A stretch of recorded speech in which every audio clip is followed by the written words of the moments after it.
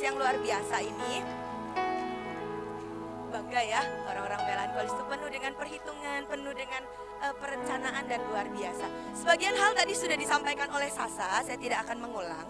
Ya, tapi bagian saya itu Tuhan ngomong sangat kuat. Ada 2 poin yang benar-benar saya pengen kita sama-sama mewaspadai, khususnya buat para orang-orang melankolis. Buat saya, orang-orang melankolis itu adalah orang-orang yang punya art dan beauty dan sesuatu yang orang lain itu nggak punya. Ya, Bapak Ibu harus berbangga karena Bapak Ibu itu bisa melihat sesuatu itu sangat fokus, sangat tajam, sangat dalam. Beda dengan orang sanguin, beda dengan orang koleris. Bapak Ibu itu benar-benar punya sebuah kefokusan yang sangat ajaib, sehingga kalianlah orang-orang yang sebenarnya yang sangat sensitif, harusnya bisa nge-sense, bisa memberikan sesuatu yang sangat extraordinary buat Tuhan. Boleh tepuk dada kalian dulu? Lumayan ya, saya ini orang yang dikaruniai bisa men-sense yang sensitif. Dan orang melankolis itu selalu ngasih yang terbaik kalau memberikan sesuatu. Amin Bapak Ibu. Kalian tuh selalu memberikan yang di atas rata-rata. Bahkan kalian tuh orang yang paling rela berkorban. Dan nanti ada beberapa hal yang menjadi sebuah peringatan atau hal-hal yang harus kita waspadai ya. Plan and execute. Merencanakan dan mengeksekusi. Ada 2 kelompok orang sebenarnya secara global. Orang-orang yang hobinya merencanakan dan ada orang-orang yang spontan. Bukan uhui ya. Ada orang-orang yang suka sekali menata segala sesuatu. Tapi ada orang-orang yang ya lihat besok lah, gelinding wae, mengalir aja. Ada orang-orang yang sespontan itu. Orang-orang yang merencanakan biasanya stres kalau ketemu orang-orang spontan. Bener ya Bapak Ibu ya? Udah diatur ini itu segala macam, tiba-tiba berubah. Kadang-kadang itu yang membuat kita bergesekan satu dengan yang lain. Tapi, saya coba cek. Saya ini ada dua-duanya. Saya ini melankolis sanguin. Ya, melankolis saya tinggi, sanguin saya tinggi, dua-duanya itu cukup tinggi. Jadi saya orang yang kadang-kadang suka spontan, kadang-kadang saya suka jelimet detail, ngatur sampai perintilan. Saya suka kadang-kadang segala sesuatu yang mendadak, terus rame, tapi kadang-kadang saya suka menyendiri dan ngatur. Mau bikin properti yang seperti apa ya, detail bahannya apa, beli bahannya berapa, saya hitung pengerjaannya berapa lama. Saya kadang-kadang bisa switch banget antara 2 hal ini. Tapi sesungguhnya sebenarnya kalau orang-orang melankolis itu adalah orang-orang perencana yang sangat luar biasa. Cuman slide selanjutnya, 1000 impian, 1000 cita-cita, 100 rencana itu akan kalah dengan 1 eksekusi. Misalnya kita punya rencana, aku tuh pengen nanti kalau Natal aku kasih jiwa-jiwa ke Tuhan. Aku tuh pengen, aku tuh turun ke pasar nginjil. Aku tuh kepengen bagi kartu dengan ucapan-ucapan kata-kata Mazmur. Aku tuh kepengen. Orang melankolis di sininya rame. Betul ya? Ini saya yang ngomong, suara saya cuma satu. Tapi di otak Bapak Ibu ini kelihatan rame banget. Mikirin ini, dan bercabangnya itu banyak. Walaupun di dalam kesendirian, ininya rame. Di tengah keramaian pun Bapak Ibu punya keramaian tersendiri. Mentertawakan diri sendiri. Saya tahu karena saya melankolis ya. Jadi Bapak Ibu di sini tuh penuh dengan semua, aku pengen kasih Tuhan yang ini. Apalagi kalau dengar kesaksian-kesaksian, kalau Ibu Iin cerita. Wih luar biasa, bagaimana cara menduduki kota, menduduki bangsa. Di sini penuh ide, nanti kalau aku pulang ke provinsi aku mau begini, aku mau begitu. Aku mau ceritakan semua berkat-berkat retret ke pasukan yang di daerah yang gak bisa datang. Di sini penuh dengan rencana. Tapi penyakit dan gawatnya adalah orang melankolis selalu menunggu segala sesuatu itu sempurna. Baru dikerjain. Ketawa lagi. Gak apa-apa mentertawakan diri sendiri itu kedewasaan. Tunggu sempurna dulu. Tunggu dapat teman doling dulu baru doling. Tunggu pas mobilnya boleh dipakai dulu baru kita bergerak. Tunggu pas ada momen tiba-tiba ada yang ngajak KKR baru kita, iya ini hatiku dari dulu bikin KKR. Sudah dari 7 tahun yang lalu. Tapi karena gak ngerasa ketemu partner, gak ngerasa dananya cukup, gak ngerasa bisa khotbah, gak ngerasa punya koneksi, Bapak Ibu memendam rencana Betul? Betul. Jadi sebenarnya kalau soal rencana, Bapak Ibu tuh sudah punya semua yang terbaik di hati, di pikiran, dan di semua yang ada di dalam batin. Tidak kekurangan rencana yang indah dan baik. Tapi 1000 rencana itu akan kalah dengan 1 eksekusi. 1000 rencana, 1000 impian, 1000 cita-cita, destiny setinggi langit akan kalah kalau kita tidak bergerak 1 kali langkah. 1 kali langkah, 1 kali langkah. Nah, ini yang kita harus waspadai bersama-sama. Apa sih yang membuat para orang-orang yang luar biasa ini, orang-orang dengan semua beauty and glory ini, kenapa bisa seperti terinterupsi gitu untuk mewujudkan semua yang terbaik yang Bapak Ibu pengen beri. Tadi sudah dibagikan sama Sasa ya, the beauty of melancholis. Oke? Orang-orang melankolis itu tadi memang kreatif, fokus, perencana yang baik. Bapak Ibu tuh setia, pemikir, tenang. Curhat ke orang melankolis itu rata-rata bisa nyimpan rahasia. Nggak bocor rahasianya. Orang plek, orang melankolis itu bisa nyimpan rahasia. Terus rela berkorban, asal kamu bisa beri yang terbaik, itu Bapak Ibu. Itu kebanggaan. Bapak Ibu itu tekun, penuh talenta, orang-orang yang bisa menganalisa dengan sangat tajam. Tapi juga ada sisi yang kita harus waspadai. Gampang overthinking, sangat gampang overthinking. Sangat gampang untuk baper. Baper itu apa? Bawa perasaan. Jadi orang mungkin Bu Iin lewat terus gak nyapa kita.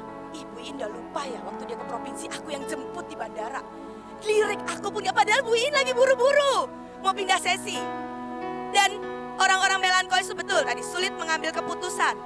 Saya punya suami melankolis ya. Tidak usah saya sebut inisialnya. Ini melankolis, beli baju itu harus nanya. Gak berani mutusin beli gitu, gak berani. Gak berani mutusin untuk beli aja deh karena aku butuh baju putih, enggak. Harus nanya bagusan ini atau ini, buat saya gak ada bedanya. Yang satu kancingnya abu-abu, yang satu kancingnya putih gitu. Buat saya sama aja kalau lagi sanguin ya. Lalu orang-orang melankolis itu nyaman dengan keteraturan. Kalau naruh kunci di situ, sampai Tuhan Yesus datang naruh kunci di situ. Datanglah saya dengan sanguin, kunci saya pindah di atas galon, saya pindah di atas meja.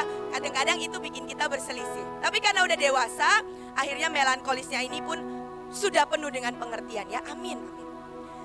Jadi Bapak Ibu, nanti kita akan belajar selanjutnya ya.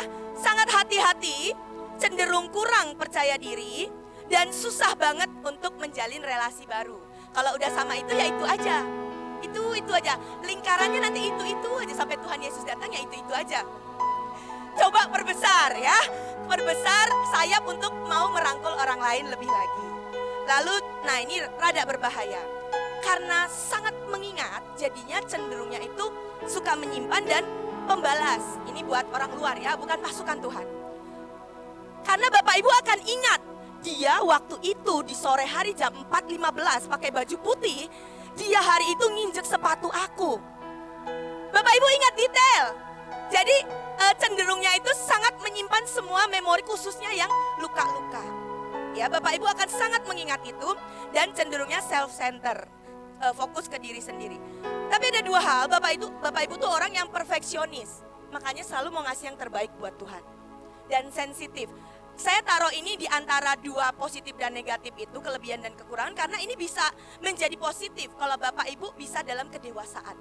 Kalau Bapak Ibu orang yang sensitif dengan hati Tuhan, wah, Bapak Ibu akan sangat tepat memperlakukan Tuhan. Kalau Bapak Ibu perfeksionis, selalu rindu memberi yang terbaik, tapi memberi ruang seperti kata Sasa tadi. Untuk Tuhan, aku udah siapin bagianku dengan semampuku. 100% all out. Tapi kalau engkau mau tunggangi dan ambil alih, silahkan. Jadi perfeksionis ini juga ada positifnya. Bapak Ibu mempersiapkan yang terbaik, Bapak Ibu tidak akan datang retret dengan baju yang belum disetrika, betul? Pasti bajunya disetrika dengan rapi, lecek dikit, Bapak Ibu sudah kayak kurang nyaman, aduh datang ibadah kok bajunya lecek. Rambut terpotong rapi, semuanya akan rapi dan teratur. Tapi sekali lagi, kalau Bapak Ibu bisa memasukkan part Tuhan, mengendalikan dan memimpin, Bapak Ibu adalah orang-orang yang sangat luar biasa, sangat ajaib. semoga saya bisa sampaikan dengan cepat. Yang pertama, libatkan Tuhan. Itu udah pasti, mutlak, harga mati. Libatkan Tuhan. Dalam segala perencanaanmu, libatkan Tuhan. Itu nomor 1 di atas segala-galanya. Di atas engkau belum punya mungkin dana yang cukup buat bikin KKR. Kalau Tuhan taruh di hatimu bikin KKR, mari libatkan Tuhan. Tuhan, kalau hatimu mau begini, aku mau menyusun seperti yang hatimu mau. Libatkan Tuhan, izinkan Tuhan yang menulis. Izinkan Tuhan yang membreakdown semuanya. Mau engkau sudah pinter khotbah atau enggak pinter khotbah, kalau Tuhan bilang, aku punya hati nih buat anak-anak jalanan. Mari libatkan Tuhan. Tuhan, gimana caranya ya? Aku bisa mempresent yang terbaik, beri yang terbaik seperti yang engkau mau. Mari, Tuhan akan menuntun step by step. Kalau engkau melangkah, itu akan terbuka jalan. Engkau melangkah, itu akan terbuka jalan. Izinkan Tuhan dilibatkan penuh dari awal. Jangan pakai kekuatan sendiri. Ini udah kalimat klise, tapi kadang-kadang orang melankolis lupa. Pakai kekuatan sendiri dulu, entar kalau udah di ujung tanduk, baru teriak-teriak sama Tuhan. Tapi yang Tuhan rindu adalah jalan dengan aku dari awal. Jangan kerja buat aku, tapi kerja dengan aku, kata Tuhan. Kadang-kadang kita lupa. Jangan kerja buat Tuhan, tapi kerjalah dengan Tuhan. Bisa nangkep? Jangan melayani buat Tuhan, melayanilah bersama Tuhan. Itu beda jauh. Kalau Bapak Ibu hanya melayani untuk Tuhan, engkau akan terdorong untuk membuktikan diri. Engkau akan terdorong untuk memberikan benar-benar all out, tapi itu pakai kekuatanmu sendiri. Tapi kalau engkau melayani bersama Tuhan, ada masalah, ada apapun, engkau tahu engkau sedang jalan dengan pribadi yang akan ambil alih dan tanggung jawab. Dan itu akan sangat menolong sekali. Nah, Bapak Ibu, saya mau minta ring yang kecil. Ada musuh-musuh ya buat orang-orang melankolis yang tiba-tiba bisa berhenti merealisasikan ide-ide ilahi karena terjadi mungkin ada trauma, ada benturan, ada overthinking dan semuanya. Nah, saya mau kasih Bapak Ibu sebuah ilustrasi. Bapak Ibu, di dalam hidup kita itu ada beberapa lingkaran. Ya, lingkaran yang paling dasar adalah yang paling kecil ini. Lingkaran kontrol. Di sini kita bisa ngontrol semuanya mutlak. Saya mau pakai baju apa? Saya mau makan di mana? Saya mau retret hari ini atau saya mau tidur? Saya mau belanja, beli batik atau beli kaos? Kontrolnya penuh di saya. Ini lingkaran kontrol. Ini salah satu penulis buku dan pemimpin yang menuliskan. Lalu ada lingkaran yang kedua yang di luarnya. Yang di luarnya itu adalah lingkaran pengaruh. Nah, lingkaran pengaruh ini tidak sepenuhnya bisa kita kontrol. Misalnya anak kita, misalnya teman-teman kerja kita. Kalau kita melakukan bagian kita dengan baik, kita bisa beri pengaruh. Bisa nangkap Bapak Ibu? Kita bisa memberi pengaruh kepada hal-hal yang masih bisa punya pengaruh. Teman-teman komsel kita, teman-teman gereja kita, keluarga kita. Tapi kan kita nggak bisa maksa anak kita harus selalu nurut sama kita. Tapi kita bisa kasih pengaruh. Lalu lingkaran yang paling luar, yang seringkali sangat besar para melankolis, itu adalah lingkaran yang paling besar di luar. Lingkaran kontrol, lingkaran pengaruh, lalu yang di luarnya itu. Nah, yang di luarnya itu adalah kejadian-kejadian di luar sana. Artis mau cerai, ya. Yang lagi viral di TikTok apa? Vlogger, beauty vlogger atau daily vlognya para selebgram. Atau harga BBM mau naik. Itu terjadi di luar dan kita nggak bisa kontrol. Kita tidak bisa kendalikan. Tapi para melankolis seringkali bukan mengatur apa yang bisa dia kendalikan. Dia berpikir akan hal-hal yang tidak bisa dia kendalikan. Dia berpikir, kenapa ya artis ini cerai? Aduh, mereka kan serasi banget. Kenapa ya si ini begini? Dan yang paling parah, yang tidak bisa kita kendalikan itu salah satunya adalah pandangan orang terhadap kita. Kita nggak bisa kendalikan itu, Bapak Ibu. Yang bisa kita kendalikan adalah pakai baju yang rapi, bersikap yang baik, memilih mengampuni. Itu ada di lingkaran yang bisa kita kendalikan. Memilih untuk kita itu mau memaafkan orang yang menyakiti kita, itu di lingkaran kita. Tapi kita seringkali difokus kepada orang itu belum berubah, jadi aku belum mau mengampuni. Bisa nangkep gak Bapak Ibu? Bapak Ibu terlalu sibuk untuk memikirkan hal-hal yang tidak bisa kita kendalikan. Kita terlalu sibuk memikirkan, kenapa ya aku itu masuk ruangan orang mereka langsung bisik-bisik. Kita nggak pernah bisa ngontrol. Kita nggak pernah bisa kendalikan orang lain mau berbicara apa tentang kita. Kita nggak bisa membuat seluruh dunia ini suka sama kita. Tapi orang melankolis cenderungnya kepengen seluruh dunia itu harus sayang aku. Seluruh dunia itu harus perhatikan aku. Aku habis potong rambut gak ada yang nanya. Jadi itu membuat kita itu teriritasi perasaannya. Sama seperti kita berikan buat Tuhan. Kita itu mau berikan buat Tuhan, kita kendalikan. Aku beri buat Tuhan, aku doa syafaat sungguh-sungguh, aku menari sungguh-sungguh, aku melayani sungguh-sungguh. Perkara pikiran orang aku gak mau tahu. Tapi orang melankolis, aku udah beri yang terbaik buat Tuhan. Kok dia begitu ya? Kok dia begitu ya? Itu jadi mengiritasi hati kita. Sedangkan kalau kita tidak membereskan apa yang bisa kita kendalikan, ini akan makin kecil dan gak akan bisa meluas. Bapak Ibu di sini pasti ada pemimpin yang datang ke tempat ini. Engkau mungkin punya pengalaman, saya ini pemimpin Bu, saya ini pemimpin kali dia. Tapi kenapa ya saya itu tidak punya pengaruh? Saya sering nyuruh ini nyuruh itu, tapi orang-orang itu gak terlalu respect sama saya. Jangan-jangan lingkaran pengaruhmu, lingkaran yang bisa kau kendalikan itu berantakan. Tidak pernah engkau berurusan dengan itu. Engkau pemimpin, tapi bangun pagi susah. Engkau pemimpin, engkau nyuruh orang tapi engkau gak pernah ngasih contoh. Sehingga ketika engkau nyuruh orang lain itu tidak melihat pengaruhnya. Karena semakin ini besar, kalian akan punya lingkaran yang lebih besar. Saya kasih contoh. Dulu buat saya cuaca itu di luar kendali saya. Yang saya tahu adalah hari ini pakai baju apa, mau kemana, mau pelayanan apa. Makin saya memilih mengurusin yang bisa saya kendalikan, saya menaikkan jam doa, saya menaikkan jam penyembahan, saya belajar peperangan rohani, saya memutuskan mau belajar untuk pegang tongkat otoritas mengendalikan cuaca. Sekarang tiba-tiba lingkaran saya membesar. Boleh minta lingkaran yang lebih besar? Tiba-tiba yang dulu itu cuaca bukan kendali saya, mengendalikan supaya rusuh atau tidak rusuh, bahkan sampai mengendalikan presiden siapa nih yang naik, pemimpin siapa nih yang naik, boleh ditaruh di bawah. Karena saya mengurusin bagian yang awal kecil ini dengan baik, tiba-tiba lingkaran saya tambah besar. Tuhan kasih kepercayaan lebih besar. Tiba-tiba doa saya menentukan pemimpin siapa yang naik di provinsi yang saya sedang adopsi.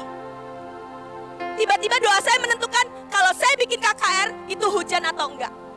Tiba-tiba doa saya itu berpengaruh makin besar. Karena apa? Saya bertanggung jawab dengan waktu saya masih punya lingkaran yang kecil. Bisa nangkep Bapak Ibu? Jangan pernah terperangkap ini adalah kalau kita berurusan dengan yang namanya overthinking. Karena orang-orang melankolis cenderungnya itu overthinking. Melakukan satu tapi yang dipikirkan di luar yang tidak bisa dikendalikan, itu dipikirkan sampai 10 kali, 100 kali, 1000 kali. Bapak Ibu, engkau punya hal-hal yang engkau bisa kendalikan penuh dan engkau punya pengaruh. Fokus di situ. Fokus di situ.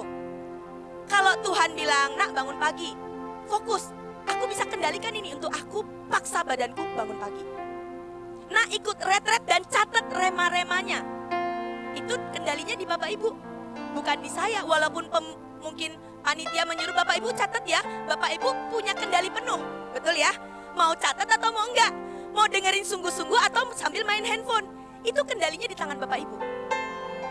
Nah kalau hal itu Bapak Ibu bisa kendalikan dengan benar, Bapak Ibu akan punya influence yang atau pengaruh yang lebih besar. Karena apa? Bapak Ibu tidak mengerjakan hal-hal yang memikirkan hal-hal yang di luar kendalimu. Di luar kita tuh sangat banyak hal, misalnya lah masalah dunia lah, BBM naik lah, PPN mau naik segala macam. Itu sebenarnya di luar kendali kita. Tidak usah kita terlalu pusingkan. Bagian kita urusin daerah yang kita bisa kendalikan. Engkau mau kuat di dalam doa tidak? Engkau mau kuat di dalam roh tidak? Engkau mau ngampuni atau tidak? Engkau mau mengebaskan intimidasi atau tidak? Kalau engkau lakukan itu, tiba-tiba tanpa sadar areanya semakin besar. Engkau tiba-tiba punya doa yang berdampak. Engkau tiba-tiba punya perkataan yang berkuasa mengubahkan atmosfer. Karena apa? Engkau ngurusin yang bisa engkau kendalikan, yaitu dirimu sendiri. Kemauanmu sendiri, kehendakmu, perasaanmu, itu yang kita harus berurusan. Masalahnya, seringkali orang-orang melankolis itu berperang dengan perasaannya sendiri. Dan itu menjadi area di mana iblis bisa sangat ambil keuntungan. Bapak Ibu, saya mau kasih sebuah contoh. Kita langsung loncat ke Paulus, karena waktunya tidak banyak. Ceritanya Paulus ini, dia sedang mengalami yang namanya karam kapal. Dan akhirnya dia terdampar di Pulau Malta. Nah, ketika dia, singkat cerita, Bapak Ibu pasti sudah baca ceritanya. Dia sudah merencanakan akan mungkin karena dia tawanan masuk kapal. Dia sudah direncanakan akan dikirim kemana. Tapi hari itu karam kapal. Sehingga kapalnya harus terdampar di pulau yang namanya Pulau Malta. Di Kisah Para Rasul 28, ketika Paulus memungut seberkas ranting-ranting dan meletakkannya di atas api, keluarlah seekor ular beludak karena panasnya api, lalu menggigit tangan Paulus. Ketika orang-orang itu melihat ular itu terpaut pada tangan Paulus, mereka berkata seorang kepada yang lain, orang ini sudah pasti seorang pembunuh. Nah, ini intimidasi sudah mulai datang. Orang ini pasti pembunuh, sebab dia luput dari laut tapi tidak dibiarkan hidup oleh Dewi Keadilan. Tetapi Paulus, lanjutannya langsung, Paulus nggak pakai overthinking, Paulus nggak pakai baper, Paulus apa? Mengibaskan ular itu ke dalam api. Dan ia sama sekali tidak menderita sesuatu. Bapak Ibu, seringkali kenapa saya ngambil contoh ini? Seringkali intimidasi dan perkataan orang selain yang overthinking tadi, itu sangat mengganggu kita. Orang-orang yang sangat rindu beri yang terbaik buat Tuhan. Saya tuh selalu rindu ngasih properti yang terbaik buat Tuhan. Saya tuh rindu ngasih tarian yang terbaik buat Tuhan. Yang menghentikan saya bukan orang lain. Tapi kadang-kadang suara di otak, emang propertimu bagus? Emang propertimu bakal disukain orang? Padahal itu di luar kendali saya. Mau orang suka, gak suka, mau orang mau menikmati, gak menikmati, bagian saya kasih aja yang terbaik buat Tuhan. Tapi di pikiran ini seringkali berperang. Kamu udah bikin properti mahal-mahal, emang hasilnya bagus? Kamu udah capek-capek ngelakuin ini, emang kamu bakal dinotis? Itu gak penting dan itu di luar kendali saya, Bapak Ibu. Betul ya? Itu di luar kendali saya. Bagian saya adalah giving the best. Udah, serahin ke Tuhan. Mau orang ngasih raport bagus, nggak bagus, dipuji, nggak dipuji, dinotis, nggak dinotis, ya itu udah di luar kendali kita. Waktu saya terlalu sering sekali habis sia-sia saya mikirin apa pandangan orang. Saya terlalu mikirin apa pandangan orang ya kalau aku potong rambut. Padahal nggak ada satupun yang peduli. Apa pikiran orang ya kalau hari ini semua pakai biru, saya tiba-tiba pakai hijau? Ya nggak ada yang peduli juga. Tapi itu akan sangat mengganggu saya sehingga saya nggak akan berani pakai baju hijau.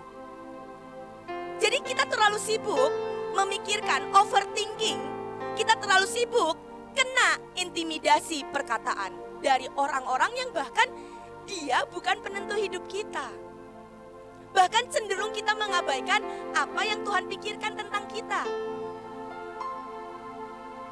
Tuhan selalu berkata kok, kamu indah, kamu mempelaiku, kamu kekasihku, kamu pasukanku yang paling dahsyat. Tuhan berkali-kali, kamu kepala bukan ekor. Kamu adalah orang yang akan memasuki tanah perjanjian, mengalami akselerasi penggenapan. Tapi satu kata mungkin dari keluarga jauh, kamu ikut Tuhan. Tapi kenapa kamu belum punya mobil? Tiba-tiba itu mengganggu kita. Kayaknya aku salah ya. Kamu ikut Tuhan, tapi kenapa rumahmu masih ngontrak? Perkataan orang itu nggak bisa kita atur, nggak bisa kita kendalikan. Tapi kita seumur hidup perasaan kita habis buat mikirin apa perkataan orang. Dan ketika balik lagi ke Paulus, ketika dia mengebaskan ular itu, mengebaskan yang namanya racun intimidasi, suara-suara pendakwa itu. Selanjutnya di ayat selanjutnya, Kisah Para Rasul 28 ayat 8 sampai 9. Ketika itu ayah Publius terbaring karena sakit demam dan disentri, itu wabah. Paulus masuk ke kamarnya, ia berdoa serta menumpangkan tangan ke atasnya dan menyembuhkan orang yang sakit itu. Sesudah peristiwa itu, datanglah juga orang-orang sakit lain dari pulau itu dan mereka pun disembuhkan juga. Tangan yang sama yang digigit ular, dan Paulus dibilang dia ini terkutuk nih, lolos dari laut, nggak lolos nih dari Dewi, entah Dewi apa tadi ya, Dewi Keadilan. Diomongin tangan yang sama yang digigit ular beludak, tangan yang dia pakai untuk kebaskan, tangan yang sama Paulus pakai buat menumpang tangan kepada orang sakit, dan itu orang penting. Bapak Ibu kalau baca, itu adalah gubernurnya dari pulau itu. Ibarat Bapak Ibu datang ke Indonesia, tiba-tiba Bapak Ibu ketemu sama langsung presiden. Dan Bapak Ibu menyembuhkan orang tua dari presiden, dari gubernur di pulau itu. Karena yang sembuh orang penting, itu tersebar sampai seluruh pulau. Mendadak ada KKR kesembuhan ilahi. Seluruh pulau yang sakit datang ke Paulus. Dan tangan yang sama yang digigit ular, yang terima intimidasi, tangan itu melakukan mukjizat, menyembuhkan sampai seluruh pulau itu terjadi yang namanya lawatan kesembuhan. Bapak Ibu, intimidasi itu selalu bekerja di area di mana nanti Tuhan akan pakai engkau jadi besar. Jadi kalau Bapak Ibu sangat sering dengar satu suara yang terus iblis serang di area itu, belajar hari ini kita mau kebaskan semua perkataan itu. Ya karena tadi saya menyinggung suami saya, inisialnya Leo ya. Inisialnya Leo. Bapak Ibu, area di mana Tuhan mau pakai dia jadi besar adalah penyembahan di ruang kudus dan ruang maha kudus.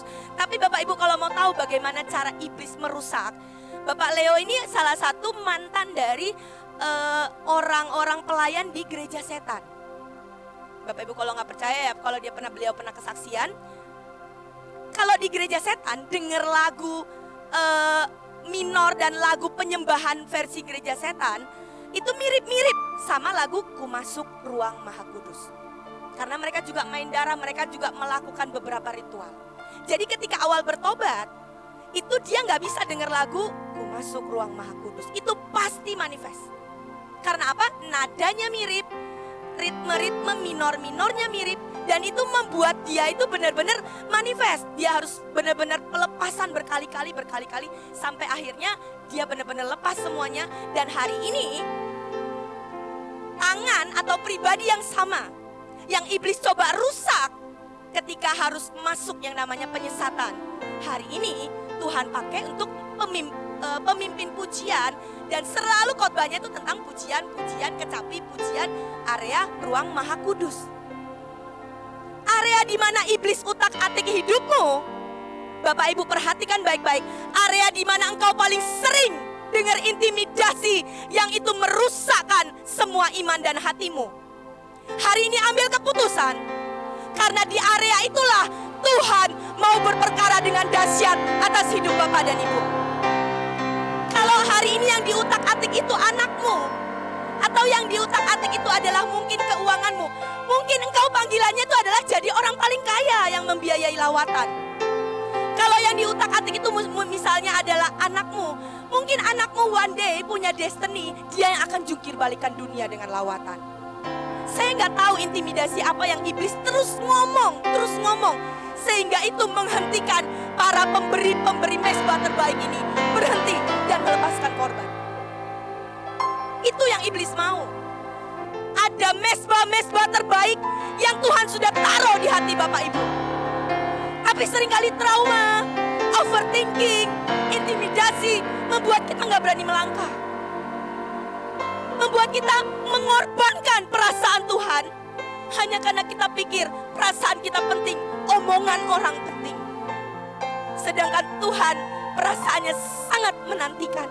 Aku udah taruh di hatimu, tapi aku gak pernah lihat itu dieksekusi. Karena apa? Takut, trauma, intimidasi, overthinking.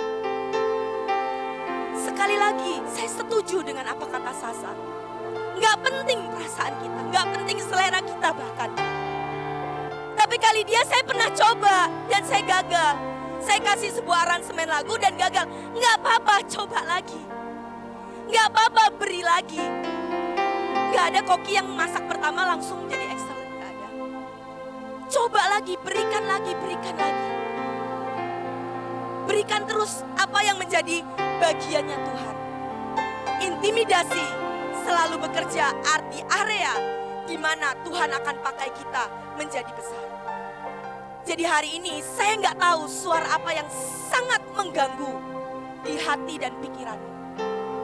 Bisa nggak kita hari ini berkeputusan mengambil pedang, mengebaskan semua ular beludak itu ke api, dan kita berketetapan hati, Tuhan, aku akan mengerjakan semua ide, semua mesbah terbaik yang Engkau sudah taruh di hatiku. Aku nggak akan peduli pikiran orang, perasaan orang. Yang aku mau adalah pikiran dan perasaanmu. Yang aku mau peduli adalah hatimu. Kita ini bukan produk keadaan. Kita seringkali dibilang kita ini produk keadaan. Enggak. Kita ini adalah produk keputusanmu sendiri.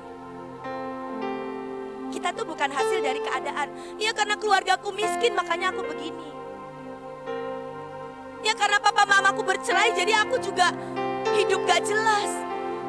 Ya karena orang tuaku bukan orang yang punya gedung besar, gak punya warisan bagus. Jadi aku begini, kita bukan produk keadaan. Kita adalah produk dari keputusan kita.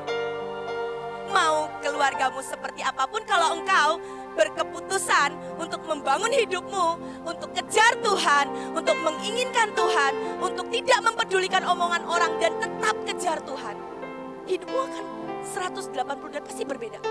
100% saya jamin. Saya sudah sangat banyak melihat orang-orang dengan semua latar belakang apapun, tapi dia berkeputusan di area yang dia bisa kendalikan. Dia bertanggung jawab, dia kejar Tuhan, dia kerjakan sungguh-sungguh sehingga area itu semakin besar. Sehingga dia dipercayakan 1 provinsi, 2 provinsi, dia dipercayakan KKR 1000, KKR 10.000. Itu hasil dari keputusan demi keputusan day by day. Orang-orang melankolis itu orang-orang yang setiap hari berperang di sini dan di sini. Mau pakai baju apa ya? Mau lewat jalan kiri atau lewat jalan kanan? Mau pesen Grab atau Gojek ya? Kalau di Jakarta ya, yang di daerah mungkin gak semua ada. Mau makan kue tiaw atau makan mie ya? Penuh peperangan di sini. Kita butuh lebih banyak shalom. Butuh lebih banyak shalom sehingga kita bisa lebih fokus dengan hati Tuhan. Gak usah pikirin hal-hal yang kita gak bisa kendaliin. Biarin aja, itu akan terkontrol, terkendali seiring dengan kita memperluas tanggung jawab kita. Dengan kita ngurusin apa yang bisa kita atur, apa yang bisa kita kendalikan. Jadi Bapak Ibu, buat orang-orang melankolis, Tuhan menunggu mesbahmu yang extraordinary. Engkau orang-orang yang bisa ngasih ini. Engkau orang-orang yang gak akan mikirkan badanmu kok ketika engkau udah all out buat Tuhan. Engkau gak akan memikirkan ini boros buat Tuhan. Hanya orang melankolis yang bisa kasih seperti itu. Kalau engkau punya cinta, sangat cinta terhadap sesuatu, engkau akan rela ngasih semuanya. Tapi sekali engkau disakitin, engkau juga akan ingat itu. Nah itu masalah. Makanya saya bilang jangan overthinking. Belum tentu orang itu berkata ketus karena dia benci kepada kita. Belum tentu. Mungkin karena dia lagi lapar. Iya betul. Kadang-kadang cuma karena lapar Bapak Ibu dia agak ketus, nadanya naik sedikit. Saya tahu di peperangan setiap hari. Jadi setiap kali di sini udah mulai overthinking, di sini udah mulai terkena intimidasi. Bapak Ibu mari tarik nafas. Apa yang bisa aku kendalikan? Oh perasaanku. Aku gak bisa kendaliin nada suaranya dia. Apa yang bisa aku kendaliin? Oh aku berespon baik. Itu akan mengerjakan orang-orang pemberi mesbah terbaik, pendandan lawatan yang terbaik, orang-orang yang akan rela berkorban dan give the best. Apapun kalian akan berikan yang terbaik Dan kalian tidak akan terhentikan dengan yang namanya overthinking, intimidasi, apapun. Jadi sehingga semua planning itu akan dieksekusi dengan sangat dahsyat. Amin. Semua planning yang Tuhan sudah kasih Bapak Ibu percayalah, saya percayalah di otak kalau boleh digelar satu-satu, udah banyak kok rencana-rencana resolusi masuk 2025. Banyak kok, ada yang mau diet lah, ada yang mau turun 10 kilo, ada yang mau lebih sering menginjil, lebih sering memuridkan, udah banyak. Dan saya cuma meminta dan memohon tahun ini, mari kita jadi eksekutor ilahi. Jangan biarkan intimidasi, jangan biarkan ular beludak, jangan biarkan suara orang menghentikan mesbah terbaik yang Tuhan sudah sangat tunggu dari setiap kita.